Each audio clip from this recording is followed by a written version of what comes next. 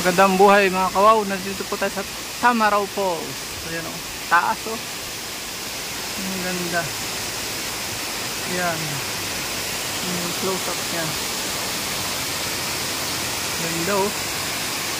Lapit sa bundok. Dito po yan sa Puerto Galera. Ayan ang mga bato, lalaki. Ayan o. Mas pala yung ganda ng daan niya. Ayan o. Tamaraw Falls. Hindi pa rin nagbabago ang kanyang ganda oh. Walang kupas ang ganda ng Tamaraw Falls. Punta tayo doon sa Heart of Asia symbol. Ito naman yung mga kalabaw na simbolo ng Tamaraw. Tamaraw symbol po yan. Ito yan ang mga Tamaraw yan.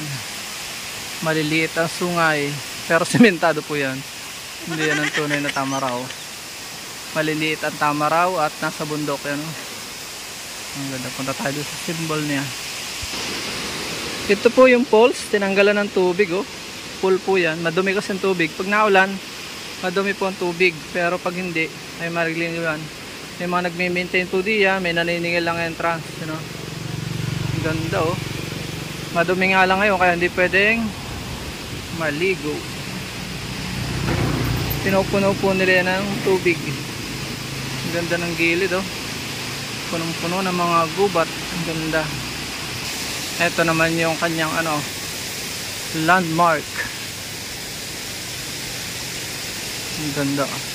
Welcome Puerto Galera. Ayan oh.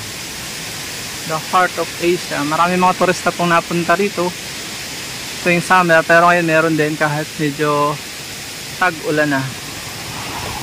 So balik tayo sa falls. Ang ganda talaga. Mata tayo na ibang angulo dito.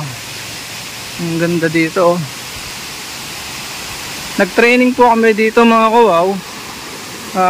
General Assembly pala, sorry, sa JSWD. Year end namin.